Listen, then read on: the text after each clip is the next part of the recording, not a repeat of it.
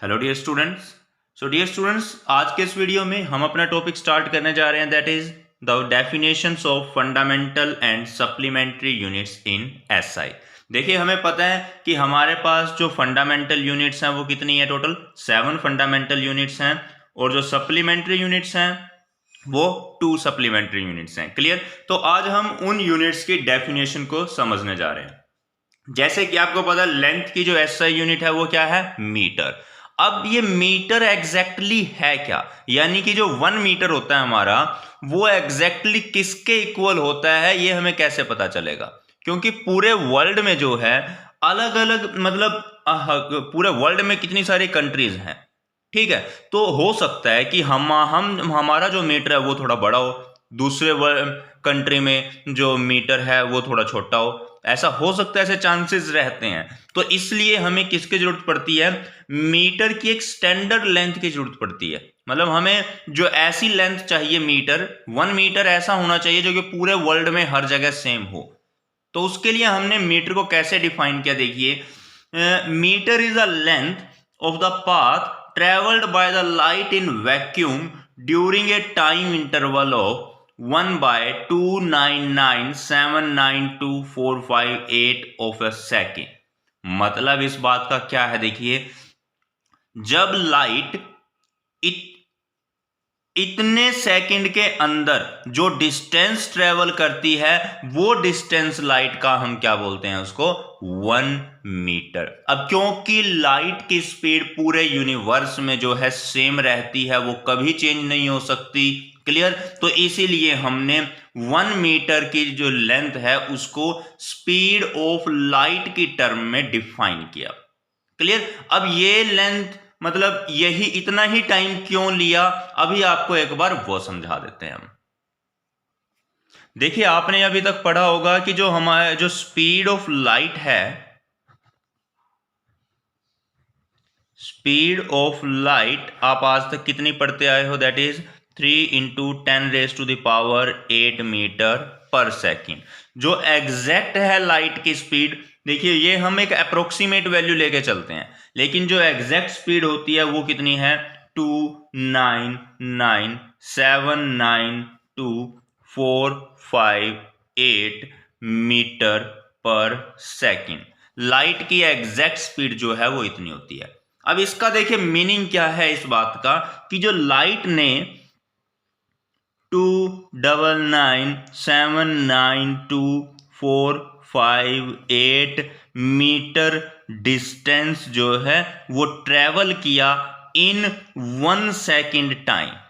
Clear? Light ने इतने distance को 1 सेकेंड टाइम के अंदर ट्रेवल किया, तो यानी कि 1 मीटर डिस्टेंस को कितने टाइम में ट्रेवल किया होगा? अगर इतने डिस्टेंस को 1 सेकेंड में ट्रेवल किया, तो 1 मीटर को कितने सेकेंड में ट्रेवल करेगा? तो 1 बाय, ये इस साइड आके डिवाइड में आ जाएगा, 299,792,458 सेकंड। मतलब कि जब 1 सेकंड के इतने टाइम, इतने हिस्से में जो भी टाइम हुआ, ये मतलब इतने टाइम में लाइट जो डिस्टेंस ट्रेवल करेगी, उसी डिस्टेंस को हम किसके इक्वल मानते हैं, 1 मीटर। अब ये पूरे वर्ल्ड में ये वैल्यू जो है हमेशा ही क्या रहती है, फिक्स रहती है, सेम रहती है।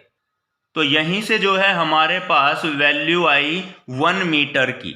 क्लियर? तो 1 मीटर वो लेंथ है जो लाइट ने इतने टाइम के अंदर ट्रेवल की है, जितनी लेंथ, उसको हम क्या बोलते हैं, 1 मीटर। और ये पूरे वर्ल्ड में, पूरे यूनिवर्स में सेम रहती है, टाइम के साथ कभी चेंज नहीं होती। क्लियर? फिर नेक्स्ट आता है बेटा किलोग्राम। अब देखिए, किलोग्राम की जो डेफिनेशन है, ये वाले जो मैं आपको डेफिनेशन बता रहा हूं, ये इससे पहले हम यही डेफिनेशन यूज करते थे, लेकिन 2019 के बाद इस डेफिनेशन को भी चेंज कर दिया गया। देखिए, पहले ये डेफिनेशन क्या थी किलोग्राम की, it is the mass of platinum iridium cylinder having both height and diameter of 3.9 centimetre kept in international bureau of weights and measure at सेव्स नियर पेरिस। देखिए, पेरिस के नजदीक जो है हमने एक सेंटर के अंदर, जैसे इंटरनेशनल ब्यूरो है ऑफ वेट एंड मीजर, वहां पर एक सिलेंडर रखा हुआ था जो कि किस चीज का बना हुआ है, प्लेटिनम और इरिडियम का। किसका बना हुआ एक सिलेंडर है जो प्लेटिनम और इरिडियम का बना हुआ है। उस सिलेंडर की हाइट और डायामीटर दोनों 3.9 सेंटीमीटर है। उसमें जो प्लेटिनम है वो 90% है और इरिडियम कितना है, 10%। तो उसका जो मास था, हमने उसी मास को क्या नाम दिया हुआ था, 1 किलोग्राम। उस मास को हमने क्या नाम दिया हुआ था, 1 किलोग्राम। तो देखिए यहां पर हमने क्या किया, एक सिलेंडर था ऐसे, ये सिलेंडर किसका बना हुआ है, एक तो प्लेटिनियम का और एक इरिडियम का। क्लियर, इन दोनों से को मिक्स करके बनाया गया है, जिसमें प्लेटिनम का रेशो कितना है, 90% है, और जो इरिडियम है वो कितना है, 10%। क्लियर, इसका जो डायामीटर, यानी ये जो डायामीटर है और ये जो लेंथ है, दोनों कितने हैं, 3.9 सेंटीमीटर। और इसका जो भी मास बना, जितना भी इसका मास बना, उसी मास को हमने नाम क्या दिया, 1 kg, उसको हमने 1 किलोग्राम माना।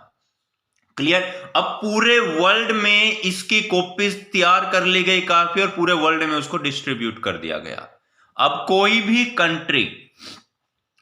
कंट्री अगर जो मास मेजर करती है, वो इसको स्टैंडर्ड मान करके फिर मास मेजर करती है। क्लियर, लेकिन बेटा अब इसमें क्या था, ये जो मास था, ये जो बॉडी थी, ये मैन मेड थी, ह्यूमन मेड थी। तो इसीलिए जो भी चीज ह्यूमन के द्वारा बनाई गई है उसमें चेंजेस आते हैं टाइम के साथ साथ। जो भी चीज ह्यूमन के द्वारा बनाई गई है वो टाइम के साथ साथ चेंज होती है। तो इसीलिए क्या पाया गया कि कई 100 साल के बाद जब जैसे इसके अंदर नोटिस किया गया, तो इसमें के मास में थोड़ा बहुत चेंज पाया गया। तो इसीलिए किलोग्राम की डेफिनेशन को अब चेंज कर दिया गया है। अब किलोग्राम की जो डेफिनेशन है वो प्लैंक्स कांस्टेंट के अकॉर्डिंगली दी जाती है। किसके अकॉर्डिंगली दी जाती है, प्लैंक्स कांस्टेंट, क्योंकि एक यूनिवर्सल कांस्टेंट है, ये हमेशा फिक्स रहता है, सेम रहता है। इसीलिए प्लैंक्स कांस्टेंट की टर्म में अब नई डेफिनेशन को बनाया गया किलोग्राम की। वो डेफिनेशन मैं आपको एक नई अलग से वीडियो बनाऊंगा उसके लिए, स्पेशल किलोग्राम की न्यू डेफिनेशन के लिए। क्लियर, फिलहाल आप ये डेफिनेशन याद रखें। और इसको क्यों चेंज किया गया, क्योंकि ये मास जो हमने ये मास फिक्स रखा था, ये मास टाइम के साथ साथ इसमें चेंजेस पाए गए, इसीलिए इस डेफिनेशन को भी चेंज कर दिया गया। तो नेक्स्ट डेफिनेशन आती है हमारे पास सेकंड की। अब देखिए सेकंड क्या है, देखिए जरा, हमारे पास जब कुछ एटम होता है जो कोई, उस एटम को अगर एक स्टेट से दूसरी स्टेट में जाना है, एक एटम के इलेक्ट्रॉन को एक स्टेट से दूसरी स्टेट में जाना है अगर उसको, तो क्या करना पड़ेगा, हमें एक एनर्जी या एक रेडिएशन उसको देनी पड़ेगी। क्लियर, जब कुछ एनर्जी रेडिएशन की फॉर्म में कुछ एनर्जी आई, इलेक्ट्रॉन को मिली, तो इलेक्ट्रॉन एक स्टेट से एक्साइट होकर के किसी दूसरी स्टेट में चला जाता है। यानी दो लेवल के बीच में इलेक्ट्रॉन का ट्रांजिशन हो गया। उस ट्रांजिशन के लिए किसकी जरूरत पड़ी, हमें रेडिएशन की जरूरत पड़ी। क्लियर, तो देखिए जब इस फ्रीक्वेंसी की रेडिएशन या इतनी वाइब्रेशन वाली एक रेडिएशन इलेक्ट्रॉन के पास आती है, किस इलेक्ट्रॉन के पास, सीजियम 133 का एटम है, एक सीजियम 133 एटम जो है, उसके इलेक्ट्रॉन्स को ग्राउंड लेवल में ट्रांजिशन के लिए इस वाइब्रेशन की फ्रीक्वेंसी चाहिए या इस वाइब्रेशन की रेडिएशन चाहिए। क्लियर, तो इतनी वाइब्रेशन में देखिए ये रेडिएशन आई, इस रेडिएशन को एब्जॉर्ब करके इलेक्ट्रॉन ने ट्रांजिशन किया between the levels of ground state of caesium 133। Clear, तो उसके लिए इसकी जो वाइब्रेशंस हैं, इस रेडिएशन की जो वाइब्रेशन है वो इतनी होनी चाहिए, और इन वाइब्रेशन में जो टाइम लगा उसी टाइम पीरियड को हम क्या बोलते हैं? 1 सेकेंड। किसके इक्वल बोलते हैं उसको? 1 सेकेंड के इक्वल। क्लियर? अब ये देखिए 1 सेकेंड टाइम पीरियड, देखिए ये जो रेडिएशन आती है हमारी, जब ये ऐसे यहां से होकर के ऐसे यहां तक आई, तो इसको बोलते हैं 1 पीरियड, या फिर यूं कहें 1 वाइब्रेशन कंप्लीट हो चुकी है। तो ऐसे टोटल इतनी वाइब्रेशन होनी चाहिए, जो इतनी वाइब्रेशन में जो टाइम लगेगा उसी टाइम को हम क्या बोलते हैं? 1 सेकेंड। देखिए जैसे रेडिएशन ये यहां से चली, ये ऐसे ऐसे वाइब्रेट कर रही है, ये इसमें वाइब्रेशंस हो रही हैं। रेडिएशंस में हमेशा क्या होती हैं? वाइब्रेशंस। तो जब इतनी वाइब्रेशन, जैसे रेडिएशन यहां से यहां तक वाइब्रेट हुई, तो हम बोलते हैं कि 1 वाइब्रेशन कंप्लीट हो चुकी है, या 1 पीरियड कंप्लीट हो चुका है। तो टोटल इतनी वाइब्रेशंस होने में रेडिएशन को जो टाइम पीरियड लगता है उसी को 1 सेकेंड बोला जाता है, और ये कभी चेंज नहीं होता। क्लियर? तो ये हमने 1 सेकेंड को डिफाइन किया। नेक्स्ट आता है हमारे पास केल्विन। अब केल्विन क्या है? देखिए, जो it is defined as 1/273.16 fraction of thermodynamic temperature of the triple point of water. जो वाटर का ट्रिपल पॉइंट है, वाटर का ट्रिपल पॉइंट यानी बेटा एक ऐसा टेम्परेचर जहां पर वाटर की 3 स्टेट्स एग्जिस्ट करती हैं। देखिए वाटर की 3 स्टेट कौन कौन सी हैं? Solid, liquid, gas. जिस टेम्परेचर पर वाटर इन तीनों स्टेट में एग्जिस्ट करता है उसी टेम्परेचर को हम बोलते हैं triple point of water. Clear? तो वाटर का जो ट्रिपल पॉइंट है, जिस टेम्परेचर पर हमें ट्रिपल पॉइंट मिलता है, उस टेम्परेचर को 273.16 से डिवाइड कर दो, वो आपका किसके इक्वल हो जाएगा? 1 केल्विन के इक्वल होगा। क्लियर है? समझ में आया? तो यहां से हमने 1 केल्विन टेम्परेचर को डिफाइन किया। नेक्स्ट है आता है हमारे पास मोल। अब देखिए ये मोल क्या है? मोल एक्चुअली क्या है? It is the amount of the substance. Substance की अमाउंट को हम क्या बोलते हैं? मोल। क्लियर? अब इसमें सब्सटेंस कौन सा लेके चल रहे हैं हम? जो एलिमेंट्री पार्टिकल्स को लेके चल रहे हैं, जैसे एटम्स, आयंस। क्लियर? इन सब को। तो it is the amount of substance of A system which contain same number of elementary unit as there are the atoms in 0.012 kilogram of carbon 12। देखिए अब इस बात का मीनिंग समझते हैं। देखिए 0.012 किलोग्राम ऑफ कार्बन 12, कार्बन 12 के इतने किलोग्राम में जितने नंबर ऑफ एटम प्रेजेंट होंगे, ये हमने कुछ मास लिया किसका? कार्बन 12 का। इसमें जितने भी नंबर ऑफ एटम्स प्रेजेंट हैं, उन्हीं नंबर ऑफ एटम्स को हम क्या बोलते हैं? उतने ही नंबर को हम क्या बोलते हैं? 1 मोल बोलते हैं। क्लियर? तो 1 मोल क्या है? एक अमाउंट ऑफ द सब्सटेंस है। क्लियर? जिसमें कुछ एलिमेंट्री यूनिट प्रेजेंट है।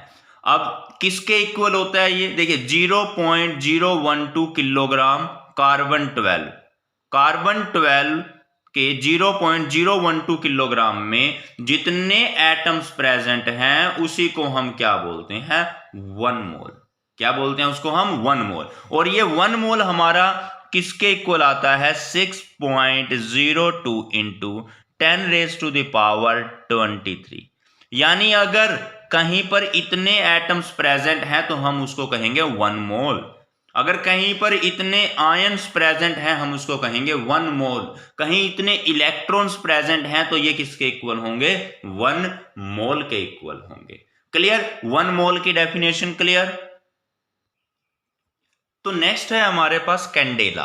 अभी कैंडेला को मैं अभी 2 मिनट थोड़ी देर में बात बताऊंगा, उससे पहले हम जानते हैं एम्पियर के बारे में। देखिए एम्पियर क्या है? मान लीजिए हमारे पास 2 पैरेलल इनफाइनाइटली लॉन्ग वायर हैं। 2 वायर है, बहुत ही थिन वायर है, पतली वायर है, बहुत ज्यादा लॉन्ग इनकी लेंथ है, यानी कि इनफाइनाइट लेंथ मान के चलते हैं हम इनको। क्लियर? पैरेलल हैं एक दूसरे के, दोनों के अंदर कुछ करंट फ्लो कर रहा है। तो इस करंट को हम 1 एम्पियर तब बोलेंगे जब इन दोनों के बीच का डिस्टेंस कितना हो, 1 मीटर हो, और दोनों एक दूसरे पर 2 इंटू 10 की पावर -7 न्यूटन पर मीटर फोर्स अप्लाई करें। मतलब अगर दो वायर्स को पैरेलल रखा गया है, उनमें कुछ करंट फ्लो कर रहा है, और वो करंट को हम कितना बोलेंगे, 1 एम्पियर। कब मानेंगे, अगर मान लीजिए दोनों में इक्वल करंट जा रहा है, तो उस करंट को हम 1 एम्पियर तब बोलेंगे जब इन दोनों के बीच का डिस्टेंस 1 मीटर हो और वो एक दूसरे पर इतना फोर्स एक्सर्ट करें, तब जो करंट होगा उस करंट को हम डिफाइन करेंगे 1 ampere. Clear? It is the unit of electric current. Ampere क्या है? करंट की एक यूनिट है। 1 ampere is that constant current which when flow through each of the 2 straight parallel conductor, जो कि 2 स्ट्रेट पैरेलल कंडक्टर में से, दोनों कंडक्टर में से गुजर रहा है या दोनों वायर में से गुजर रहा है, of infinite length and negligible cross section. Negligible cross section का मतलब जो उनकी मोटाई है वो ना के बराबर होनी चाहिए, यानी कि थिन वायर होनी चाहिए, पतली wire. Held 1 metre apart in vacuum, और इनके बीच का डिस्टेंस कितना होना चाहिए, 1 metre. Exert a mutual force of 2 into 10 की पावर -7 न्यूटन पर मीटर। दोनों एक दूसरे पर फोर्स लगा रही हैं और वो फोर्स कितना होना चाहिए, 2 इंटू 10 की पावर -7 न्यूटन पर मीटर। क्लियर? तो ये थी हमारी किसकी डेफिनेशन, एम्पियर की। तो अब नेक्स्ट आइए, अब हम समझते हैं कैंडेला। कैंडेला क्या है? ये एक इंटेंसिटी की यूनिट है, लुमिनियस इंटेंसिटी की यूनिट होती है ये। क्लियर? अब देखिए लुमिनियस इंटेंसिटी की यूनिट क्या बोली हमने, कैंडेला। अब मान लीजिए आप, मैं इसको पहले आपको ये समझिए इधर कि हमारे पास एक सोर्स ऑफ लाइट है, यहां पर एक सोर्स ऑफ लाइट है। ये सोर्स ऑफ लाइट क्या है, चारों डायरेक्शन में, हर डायरेक्शन में लाइट एमिट कर रहा है। क्लियर? तो अगर एक गिवन डायरेक्शन में लाइट की फ्रीक्वेंसी, मान लीजिए हम इस डायरेक्शन की बात करते हैं, इस डायरेक्शन में लाइट की फ्रीक्वेंसी कितनी है, 540 इंटू 10 की पावर 12 हर्ट्ज। अगर किसी पर्टिकुलर डायरेक्शन में लाइट की फ्रीक्वेंसी इसके इक्वल है। अब अच्छा, इससे पहले एक कंसेप्ट और समझिए, ये जो एंगल होता है आपने आज तक पढ़ा है, ये सिंपली प्लेन एंगल बोलते हैं इसको, जो एंगल आज तक आप पढ़ते आए हो, प्लेन एंगल। लेकिन एक होता है सॉलिड एंगल। अब मान लीजिए जैसे लाइट का सोर्स है, वो सभी डायरेक्शन में एक स्फेरिकल शेप में क्या कर रहा है, लाइट एमिट कर रहा है। तो अब हमने एक पर्टिकुलर कोई सरफेस लिया ऊपर, स्फीयर के ऊपर, तो वहां से ऐसे 2 लाइन हमने क्या किया, कुछ लाइन सेंटर की तरफ बनाई, तो हमें कुछ ऐसा स्ट्रक्चर मिलेगा। ये कोन शेप, जैसे सॉफ्टी होती है ना, आइसक्रीम कोन होता है जो, उसके जैसे शेप बन रही है ये। तो ये जो बीच का जो एंगल होता है, इसको सॉलिड एंगल बोलते हैं, और इसकी यूनिट होती है स्टीरेडियन। क्या यूनिट होती है इसकी, स्टीरेडियन। क्लियर? तो देखिए एक लाइट के सोर्स से जो फ्रीक्वेंसी एमिट हो रही है वो कितनी हो, 540 इंटू 10⁻12 हर्ट्ज। क्लियर? और जो इंटेंसिटी है इसकी यहां पर वो कितनी होनी चाहिए, देखिए यहां पर मतलब जो लाइट हमें एमिट मिली है वो कितनी होनी चाहिए, उसकी पावर 1/683 वाट के इक्वल होनी चाहिए पर स्टीरेडियन। यानी कि देखो एक यूनिट सॉलिड एंगल पर, एक यूनिट, यानी ये जब सॉलिड एंगल, ये जो स्टीरेडियन एंगल कितना हो, 1 के इक्वल हो। जब 1 स्टीरेडियन एंगल पर अगर हमें लाइट की इतनी इंटेंसिटी मिल रही है या इतनी पावर मिल रही है, 683 वाट पर स्टीरेडियन, यानी कि एक यूनिट सॉलिड एंगल पर अगर हमें लाइट की इतनी पावर मिल रही है और उसकी फ्रीक्वेंसी इतनी है, तो हम कहेंगे कि हमारी जो लुमिनियस इंटेंसिटी है वो 1 कैंडेला के इक्वल है। किसके इक्वल है बेटा, 1 कैंडेला के।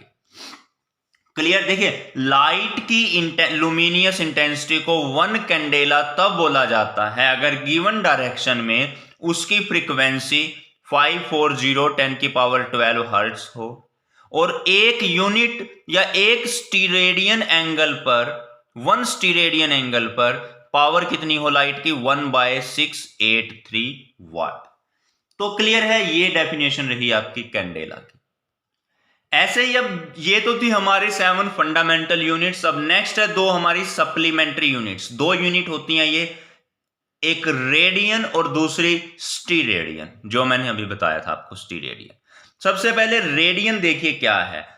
जब मान लीजिए कोई भी आपने जो एंगल मेजर करते हो, ये 2 लाइन है, इनके बीच में कुछ एंगल है, वो एंगल कितना है थीटा। क्लियर। तो थीटा एंगल है। अब थीटा एंगल की जो एसआई यूनिट होती है, जो भी एंगल होता है जनरली 2 लाइंस के बीच में एंगल है, उस एंगल की जो एसआई यूनिट है वो क्या होती है रेडियन। क्या लेके चलते हैं हम इस यूनिट को, इसकी यूनिट को, एंगल की यूनिट को रेडियन लेके चलते हैं। लेकिन अब 1 रेडियन किसके इक्वल है?